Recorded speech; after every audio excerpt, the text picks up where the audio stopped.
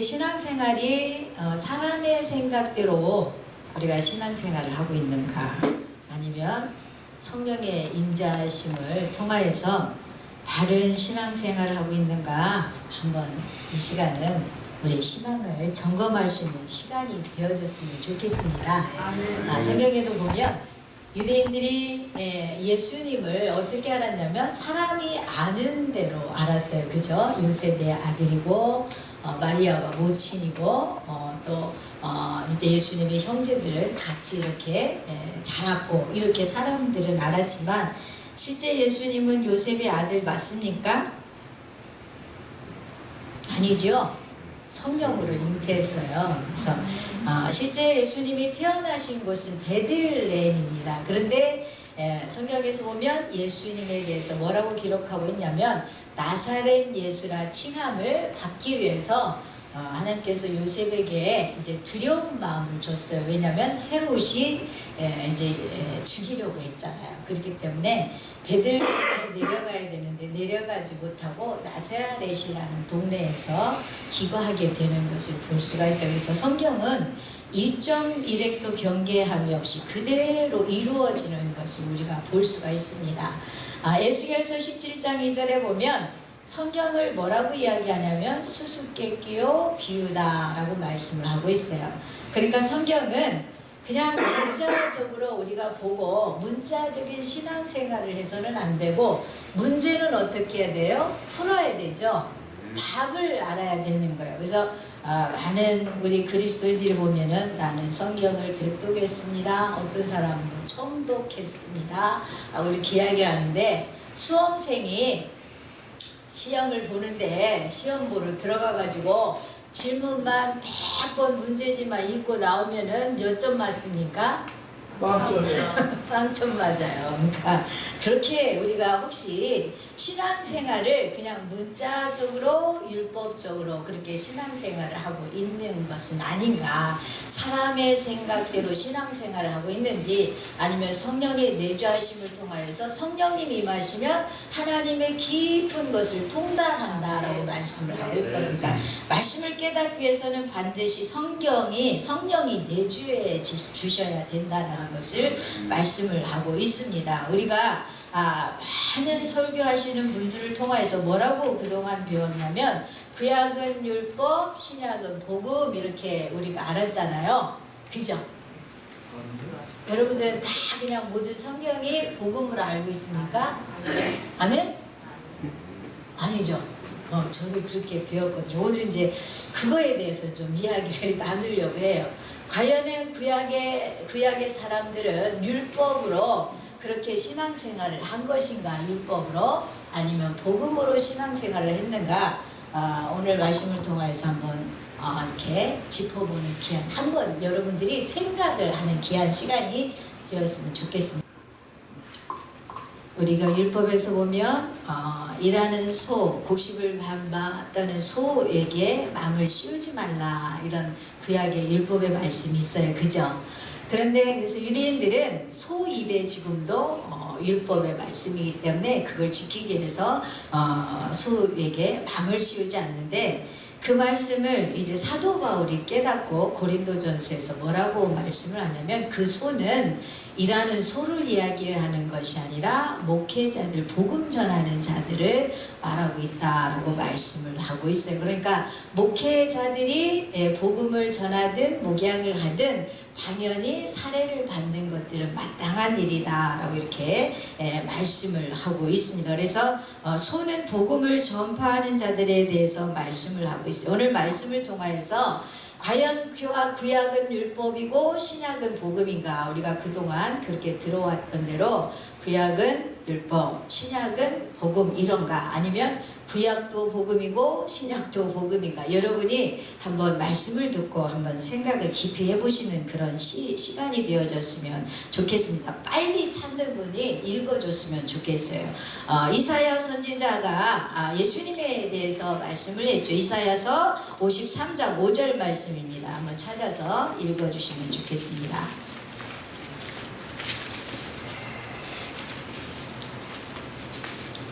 구약의 사람들이 복음이 유앙겔리온인데 예수의 소식을 과연 예수에 대해서 알고 있었는가 말씀을 통해서 보겠습니다. 먼저 찾으신 분이 읽어주셨으면 좋겠어요. 53장 5절입니다. 그가 찔림은 우리의 허물 때문이요 그가 상함은 우리의 죄악 때문이라. 그가 징계를 받음으로 우리는 평안을 누리고 그가 채찍에 맞음으로 우리는 나음을 받았도다. 네, 누구에 대한 말씀인가요? 예수님에 대한 말씀이죠. 그러니까 이사야 선지자도 예수님의 십자가 사건을 너무나도 잘 알고 있었다라는 거예요. 비디오 보듯이 예수님에 대해서 너무나 잘 알고 있었습니다. 6절 볼까요? 6절 읽어주세요. 우리는 다 양 같아서 그를 행하여 각기 제 길로 갔거늘 여호와께서는 우리 모두의 죄악을 그에게 담당시키셨도다. 아멘. 각기 제 길로 갔거늘 제자들이 예수님이 십자가 사건을 통하여서 못 박혀 돌아가시니까 어떻게 했어요? 각기 제 길로 다 뿔뿔이 흩어졌다라는 사실을 말씀하고 있습니다. 그러니까 이사야 선지자가 오늘날 신약에 예수님을 믿었던 사람들보다 또 저와 여러분보다 예수님에 대해서 비디오를 보듯이 낱낱이 모든 것을 다 알고 있었다라는 사실을 기록을 하고 있습니다. 7절 말씀 읽겠습니다.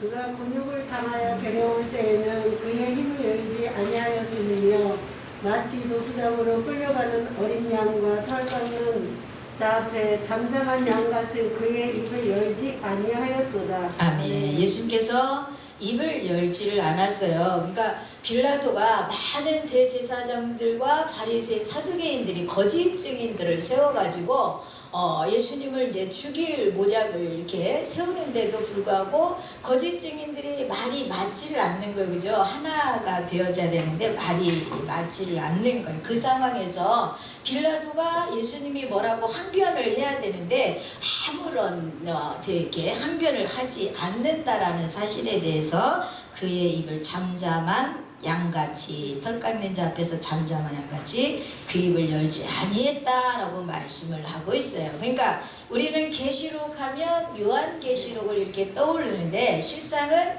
구약에서 보면은 다니엘서도 계시록이요. 본문에 지금 읽은 이사야서도 예수 그리스도에 대해서 이렇게 명확하게 이렇게 계시록 이렇게 계시를 해주신 것을 볼 수가 있습니다. 8절 말씀 읽겠습니다.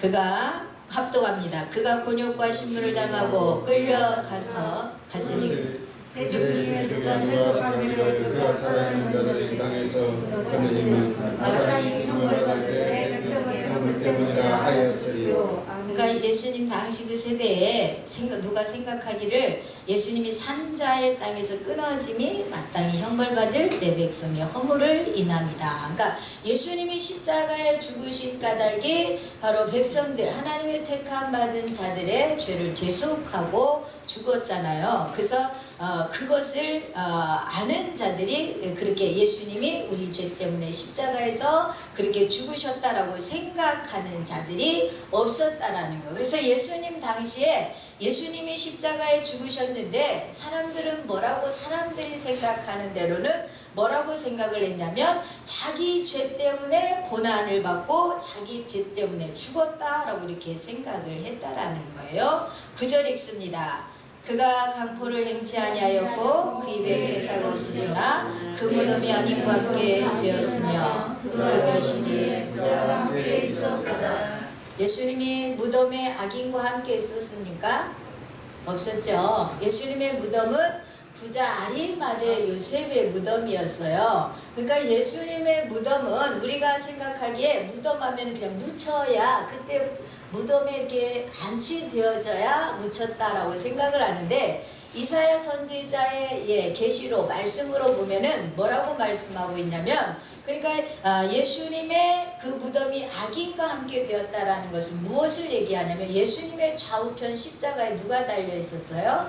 강도가 달려 있었잖아요. 그러니까 예수님의 무덤은 십자가에 달린 그 순간부터 무덤이라는 것을 말씀을 하고 있습니다. 그리고 그 묘실이 부자와 함께 되었다라고 말씀을 하고 있는데 신약에서 이 부자는 누구를 이야기하냐면 아리마대 요셉이 무덤에 안치될 것을 이미 이렇게 이사야 선지자가 낱낱하게 모든 것을 다 볼 수가 있어요. 그래서 마태복음 27장 57절에 보면 저물 때에 아리마대 부자 요셉이라는 사람이 왔으니 그도 예수의 제자다. 그러니까 이사야 선지자가 예수님으로부터 700년 전 선지자거든요. 그런데 이 선지자는 이미 모든 예수님의 십자가에서 고난당하실 것과 모든 것을 적나라하게 세세하게 다 알고 있었다라는 것을 말씀해 주고 있습니다. BC 그러면 1000년 전 다윗 왕은 예수님에 대해서 알았겠는가? 오늘 성경을 보고 우리가 찾아볼게요. 사도행전 2장 30절입니다. 다윗은 예수님 때로부터 1000년 전 사람이 다윗 왕이에요. 사도행전 2장 30절입니다.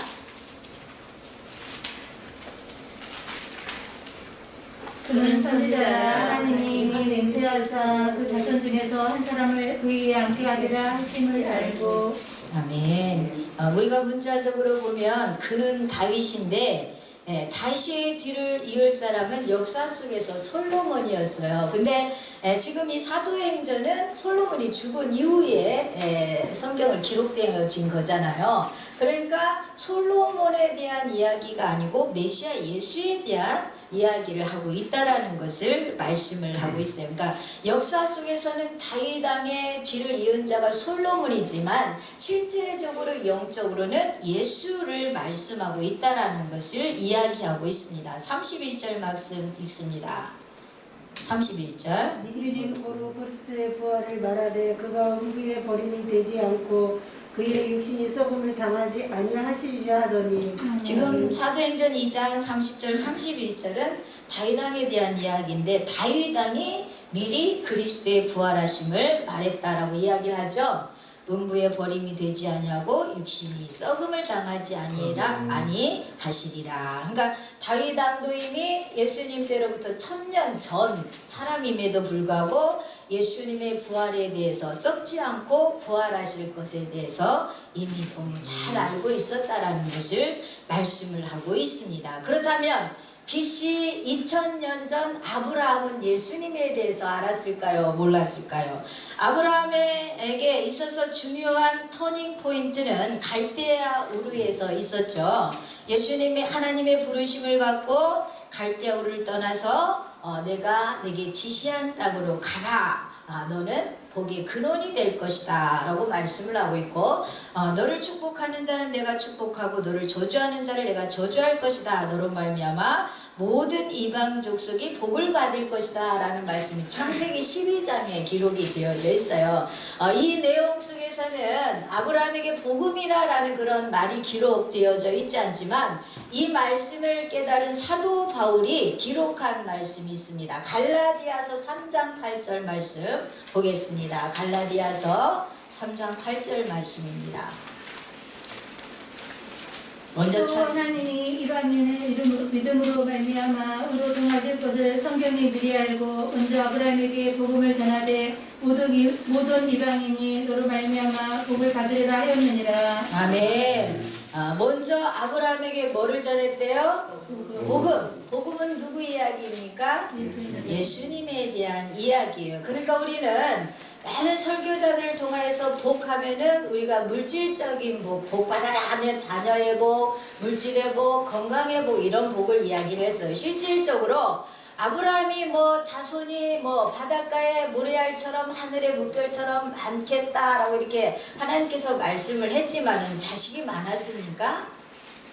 이삭 하나였잖아요. 이삭 하나. 그러니까 우리가 말씀을 그냥 문자적으로 보면 안 된다라는 거예요. 여기서 사도 바울이 깨닫고 창세기 12장의 말씀을 깨닫고 바울이 그 말씀을 풀어 뭐라고 이야기했냐면 먼저 아브라함에게 하나님이 복음을 전했다라는 것은 예수에 대한 이야기를 전했다라는 것이고 아브라함에게 너는 복의 근원이 될 것이다 라고 말한 것은 바로 예수 그리스도에 대한 복음의 그 예수님에 대한 그것을 증거함을 통해서 모든 이방 사람들이 복을 받게 된다라는 것을 말씀을 하고 있는 거예요. 우리가 생각하는 육적인 복이 아니라 영적인 복을 말씀하고 있는 거예요. 그러니까 아브라함의 자손이 많아질 것은 우리가 아브라함을 믿음의 조상으로 믿고 수많은 사람들이 예수 그리스도를 영접하게 됐잖아요. 그러니까 영적인 자녀들을 말씀을 하고 있다라는 것을 우리가 알 수가 있습니다. 그러니까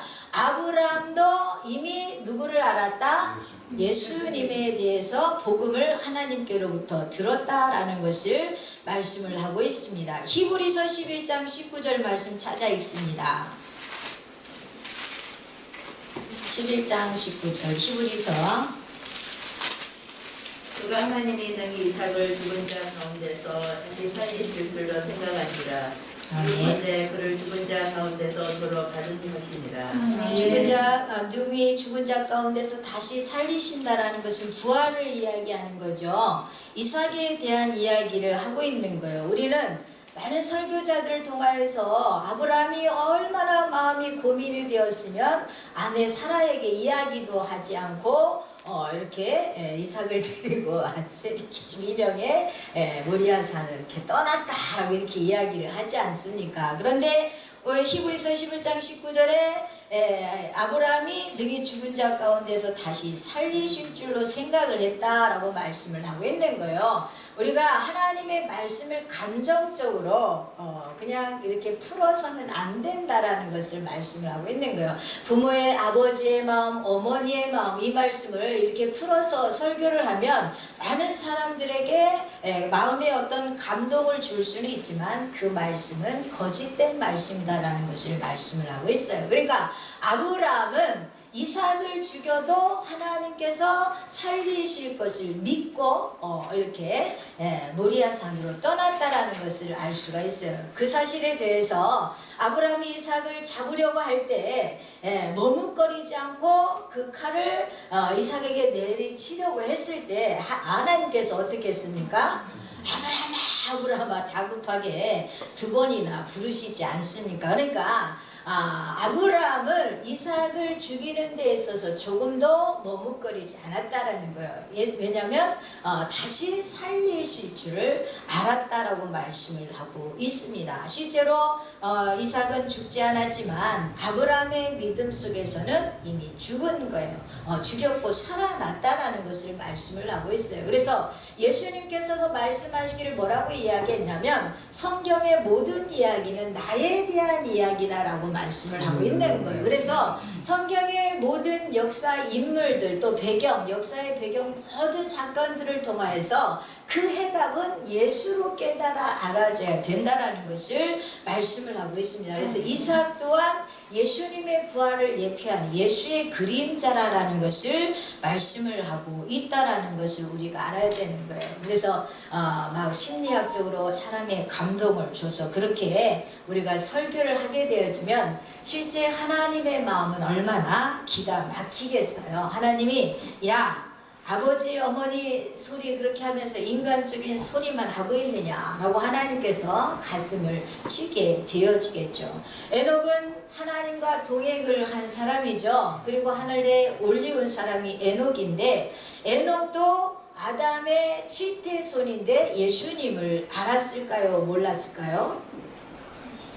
에녹 역시 예수님을 알았습니다. 우리 유다서 1장 14절 말씀 보겠습니다. 유다서 1장 14절 말씀.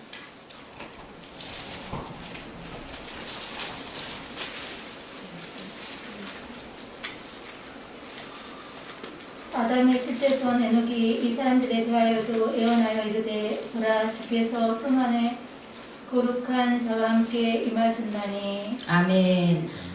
지금 에녹이 예언했는데 보라 주께서 그 수만의 거룩한 자와 함께 임하셨다. 이것은 주님의 재림을 말하는 거예요. 주님이 계시록에서 보면 흰 말을 타고 오시잖아요. 세마포를 입고 오시는데 혼자 오시는 것이 아니라 14만 4천의 주중인 사역자들과 함께 흰말을 타고 내려오거든요. 그러니까 에녹도 예수님의 재림을 보았으니까 예수님을 알고 있습니까? 모르고 있습니까? 예수님을 너무나도 잘 알고 있어요. 그러면 우리가 아담은 첫사람, 우리 인류의 첫사람 아담은 과연 예수님을 알았을까 못 알았을까요? 우리가 성경에서 뭐라고 이야기합니까? 아담은 예수 그리스도의 표상이다 라고 말씀을 하고 있는 거예요. 그죠? 그러니까 아담은 예수 그리스도의 표상이기 때문에 아담 역시 예수님을 알았다라는 것을 말씀을 하고 있어요. 예수님께서 요한복음 5장 39절에 보면 당시 유대인들에게 뭐라고 이야기했냐면 너희가 성경에서 영생을 얻는 줄 생각하고 성경을 연구한대요. 뭐를 위해서 성경을 연구한다고요? 영생을 얻기 위해서 성경을 연구한대요.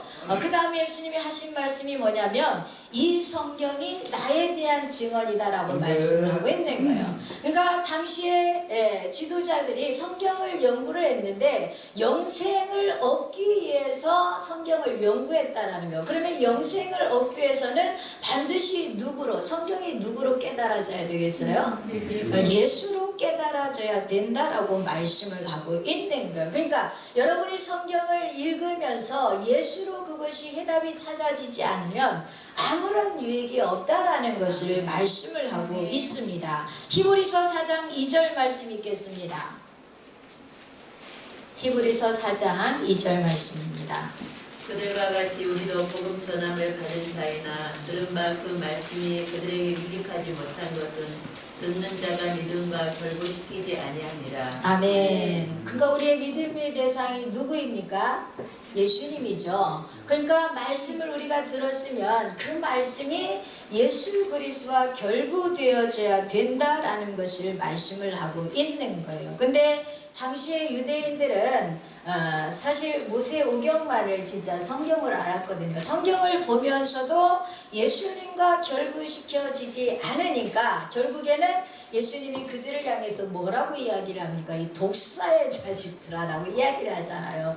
독사의 자식은 무엇을 뜻하냐면 이 사단의 자식아 너는 반드시 지옥 갈 놈이다라고 이야기를 하는 거와 똑같은 거거든요. 그러니까 인류 역사상 가장 큰 욕이 뭐겠어요? 너는 사단의 자식이다. 너는 지옥 갈 놈이다. 그 말이 아니겠습니까? 그래서 성경은 반드시 예수로 결부되어져야 된다. 깨달아져야 된다라는 것을 말씀을 하고 있습니다. 그러니까 성경이 구약은 율법이고 신약은 복음이다라는 것은 전부 거짓말이라는 것을 말씀을 하고 있는 거예요. 예수님은 구약에도 신약에도 계셨어요. 예수님께서 세례 요한에게 세례를 받는데 예수님이 세례 요한에게 세례 받을 이유가 있습니까? 없습니까? 예수님이 죄가 있으세요?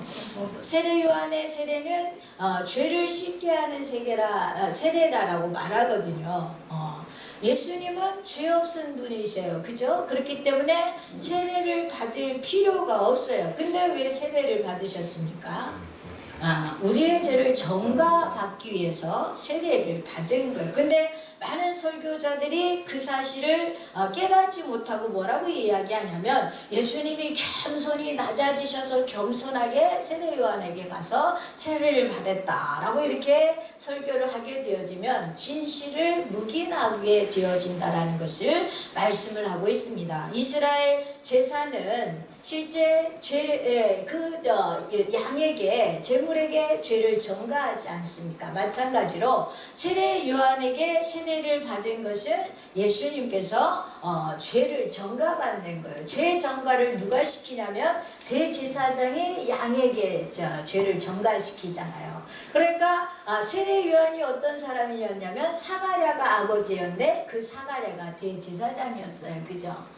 그러니까 대제사장의 아들인 그 세례 요한이 30세부터 사역을 시작하는 것을 볼 수가 있는데 원래 대제사장의 사역을 몇 세 때부터 시작을 하냐면 30대부터 시작을 하는 거예요. 그래서 세례 요한이 대제사장으로 당시에 대제사장이 사람들이 인정하는 대제사장이 있었습니다. 그런데 하나님이 인정하는 영적 대제사장은 세례 요한이었고 세례 요한이 예수님께 죄 정가를 하는 안수를 하는 것을 우리가 볼 수가 있습니다. 로마서 8장 3절 말씀 읽겠습니다. 로마서 8장 3절 말씀입니다.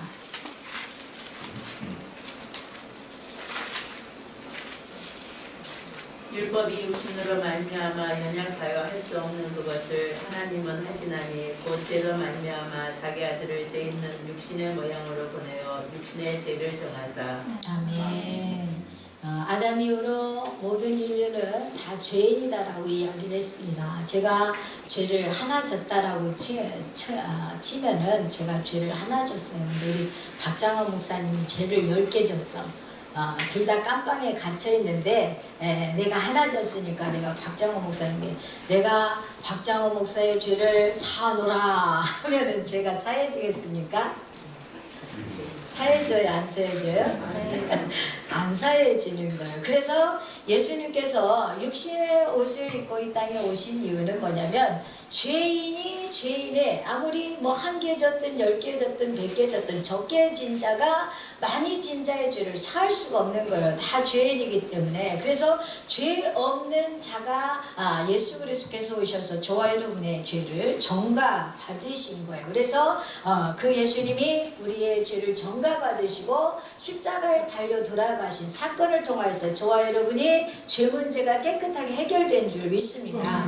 오늘 한국교회, 세계교회에서 가장 큰 문제점이 뭐냐면 예수님께서 우리의 모든 죄, 과거 현재 죄뿐만 아니라 성경에서 뭐라고 얘기하냐면 단번에 우리의 모든 죄를 해결했다라고 말씀을 하고 있어요. 그죠?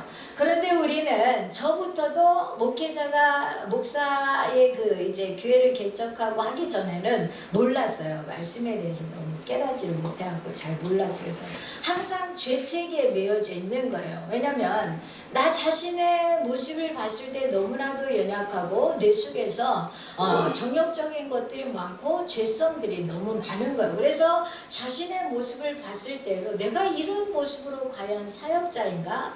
내가 과연 이런 모습으로 목회자 일을 해도 되는가? 평신도들이 더 나보다 더 깨끗한 것 같고 예수 안 믿는 사람이 오히려 도덕과 윤리적으로 보면 더 반듯한 거야. 그러니까 항상 그 죄책에 매여져 있었거든요. 천국은 찬송가에서도 우리가 있지 않습니까? 하나님의 나라에 죄인이 있대요, 없대요? 거기 죄인 하나 없으니 어떤 자? 거룩한 자뿐이라. 하나님의 나라는 죄인이 갑니까? 의인이 갑니까? 의인이 가는 거예요. 그러니까 많은 그리스도인들이 목회자들을 비롯해서 많은 직분자 평신도까지 이르기까지 나는 죄인이다. 나는 죄인이다라고 이렇게 겸손을 가장을 해서 죄인이다라고 말씀하는데 분명히 기억해야 될 것은 하나님의 나라는 의인이 가는 거지 죄인이 가는 나라가 아니라는 거예요. 예수님은 단번에 우리의 죄를 사했다라고 말씀을 하고 있는 거예요. 말씀을 들으면 그 말씀이 여러분의 심령에 그 말씀이 레마의 음성으로 들려지고 새겨져서 믿음이 우리의 믿음의 대상이 예수 그리스도지 않습니까? 예수와 결부되어지는 삶을 살아가는 것이 바로 참된 그리스도인이라는 거예요. 그것이 진짜 그리스도인이라는 거예요. 성경에 보면 회개하라라고 되어져 있어요. 세례 요한이 뭐라고 외쳤습니다? 천국이 가까웠다. 회개하라고 했지 성경에 어디에도 회개 기도라는 것이 없어요. 회개는 하는 거지 죄를 자복하는 것이 아니라는 거예요. 돌이키는 거예요. 성경에서 우리가 말씀하기를 우리가 잘못된 도덕과 윤리적 많은 그리스도인들의 문제점이 뭐냐면 내 삶 가운데 도덕과 윤리적으로 흠이 많기 때문에 도덕질했으면 도덕질을 안 하는 것이 회개하는 거라고 생각을 하는 거예요. 성경에서 말하는 선은 무엇이냐면 하나님을 알아 깨달아 아는 것을 선이다라고 이야기를 하는 거예요. 많은 그리스도인들이 우리가 예수님을 믿는다라고 하는데 예배는 뭐냐면 예수님과 교제하는 시간인 줄 믿습니다. 예수님과 대화하는 시간이에요. 예수님을 알아가는 시간이에요. 근데 많은 우리 한국교회 직분자들이 예배를 드리러 와서 말씀을 들어요. 목회자들을 통해서 말씀을 듣고 예수 안 믿는 사람이 이제 집에 가다가 만나면 오늘 예수님 만나셨어요? 네, 만났습니다. 그 예수님이 뭐라고 이야기하던가요? 그러면 아이고 그걸 내가 어떻게 알아? 우리 목사님한테 물어보라. 우리 목사님한테. 그러면은 제가 모태 신앙인이거든요. 모태 신앙인인데 말씀이 없는 거예요. 말씀이. 지난 과거의 나의 모습을 돌이켜보면 말씀이 없어. 누가 물어보면 예수에 대해서 뭐라고 이렇게 설명을 해서 이렇게 잘 전하는 그게 없더라고요. 한번 여러분도 한번 생각을 해보세요. 20년, 30년, 60년 모태신앙부터 지금까지 쭉 믿어왔는데 나는 예수에 대해서 안 믿는 사람에게 예수에 대해서 얼마나 증언할 수가 있겠는가. 이스라엘 사람들이 애굽에서 출애굽을 했습니다. 출애굽을 했어요. 그런데 이 모세가 시내산에 올라가서 십계명을 받으러 이렇게 올라갔지 않습니까? 모세가 안 보이니까 이스라엘 사람들이 불안한 거예요. 그죠? 두려운 거예요. 모세가 보이지 않으니까 두려웠어요. 그러니까 아론에게 뭐라고 이야기를 합니까? 하나님을 만들어내라 그러잖아요. 그죠? 우리를 애굽 땅에서 인도해낸 하나님을 만들라라고 이야기를 합니다. 그래서 만들어낸 게 뭐였어요? 금송아지를 만들어냈잖아요. 금송아지를 만들어서 우상 숭배하려고 이스라엘 백성들이 그것을 만든 것이 아니거든요. 하나님을 경외하기 위해서, 예배하기 위해서 만들었어요. 그런데 하나님을 바르게 알고 예배하는 것이 아니면 가증한 것이 되어진다는 것을 성경은 분명하게 말씀을 하고 있습니다. 우리 히브리서 10장 14절 말씀 한번 보겠습니다. 우리의 죄값에 대해서 한 번의 제사로 끝났다라는 말씀이 있습니다. 히브리서 10장 14절. 그가 거룩하게 된 자들을 한 번의 제사로 영원히 온전하게 하셨느니라. 아멘. 한 번의 제사로 저와 여러분의 모든 죄를 온전하게 하신 줄 믿으시기 바랍니다. 16절 말씀 읽습니다. 주께서 이르시되 그날 후로는 그들과 맺을 언약이 이것이라 하시고 내 법을 그들의 마음에 두고 그들의 생각에 기록하리라. 아멘. 하시고요. 아멘. 십자가의 언약을 말씀하는 거예요. 17절 읽습니다. 또 그들의 죄와 그들의 불법을 내가 다시 기억하지 아니하리라 하셨으니. 아멘. 우리의 죄와 불법을 기억한대요, 안 한대요? 안 하신대요. 예수님은 2000년 전에 오셨어요. 그죠?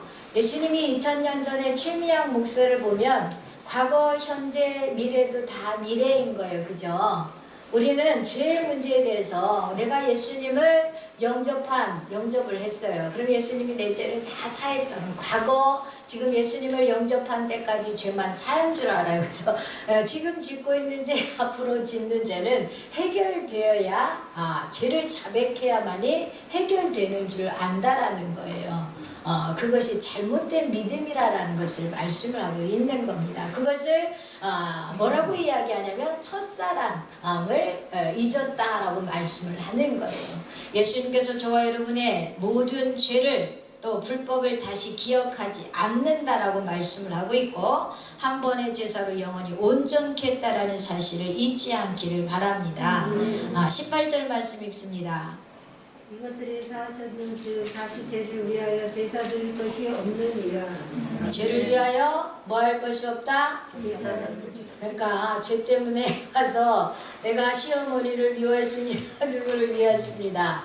그러고 또 그 다음날 또 미워하면 그게 뭐요? 그게 회개가 아니라는 거예요.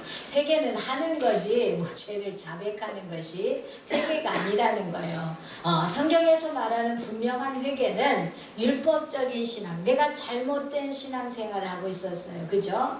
예수님이 내 모든 죄를 사했다라고 처음엔 믿었는데 예수님을 믿다 보니까 여전히 내 안에 혈기가 있고 정욕이 있고 탐심이 있는 거, 그러다 보니까 죄를 짓는 거예요. 그러다 보니까 내가 뭔가 자복을 해야만이 내 죄 문제가 해결될 것처럼 믿는 것이 바로 첫사랑에서 떠나버렸다라고 말씀을 하고 있는 거예요. 우리의 죄 문제는 예수님께서 단번에 제사로 해결했음을 믿으시기 바랍니다. 그래서 다시 죄를 위해서 뭐 할 것이 없다? 제사 드릴 것이 없다라고 분명히 말씀하고 있습니다. 믿으시길 바랍니다. 죄 가운데 있으면 우리는 구원받을 수가 없어요. 그래서 예수님이 사두개인과 바리새인들의 누룩을 조심하라 라고 이렇게 말씀을 했어요. 우리가 성경을 보면 창세기 첫 단추부터 잘못 많은 설교자들을 통해서 풀고 있어요. 아담과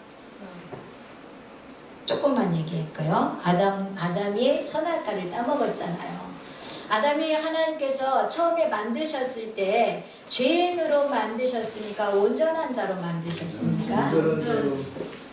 흠없는 완전한 자로 만드셨어요.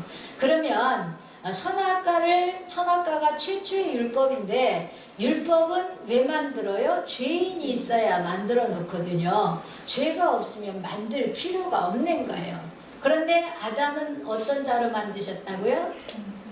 완전한 자. 완전한 자로 만드셨어요. 그러면 선악과 법을 만드는 그 대상이 아담이 아니라는 거예요. 죄 지은 자가 있는데 누구였겠습니까? 사단이가 있었어요.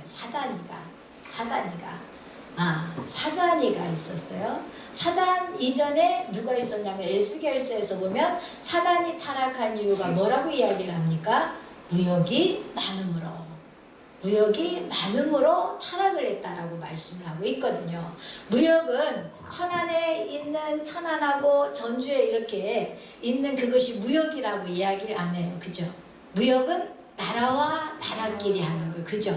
무역은 나라와 나라끼리 하는 거. 그러니까 하나님 나라만 있는 것이 아니라 다른 나라가 있었다라는 거요. 그 다른 나라는 사망의 나라가 있었다라는 거예요. 그러니까 사망이가 루시엘과 타락하기 전 루시엘과 사망이가 무역이 많음을 통하여서 사단이가 범죄하게 되어졌고, 그래서 선악과를 하나님께서 최초의 율법을 세우신 목적은 아담과 하와를 잡으려고 만들어 놓으신 것이 아니라 사단, 악을 정죄하고 끝내기 위해서 만들어 온 대상이 따로 있다라는 거. 그래서 우리가 그동안에 저도 그렇게 설교를 했었는데 선악과를 쪼잔하게 아담이 여자가 준 거 하다 먹고 그래서 범죄해서 우리가 지금까지 이렇게 고통하며 산다라고 이렇게 이야기를 하는데 그것이 아니라는 걸 성경을 잘못 풀고 있다라는 것을 우리가 알아야 됩니다. 다음에 시간이 있으면 또 불러주시면 거기에 대해서 말씀을 드릴게요. 하나님이 기뻐하시는 것에 대해서 뭐라고 이야기를 하냐면 호세아서 6장 6절에서 말씀을 하고 있습니다. 호세아서 6장 6절 말씀 한 절만 보고 마칠게요. 하나님께서 기뻐하시는 것은 호세아서 나는 은혜를 원하고 제사를 원하지 아니하며 본제보다 하나님을 아는 것을 원하노라. 하나님이 기뻐하시는 것이 뭐래요? 하나님을 아는 것을 기뻐한다라고 말씀하고 있어요. 그러니까 구약의 전체가 제사에 관한 건데 그 제사는 바로 예수님의 십자가를 의미하고 있다라는 것을 아시길 바랍니다. 그래서 성경의 모든 말씀을 통하여서 예수로 깨달아 알고 하나님을 바르게 알을 통하여서 하나님이 보시기에 여러분의 삶 속에서 하나님을 많이 알을 통해서 선하고 아름다운 풍성한 그런 결실을 맺어갈 수 있는 복된 삶 되어주시길 바랍니다.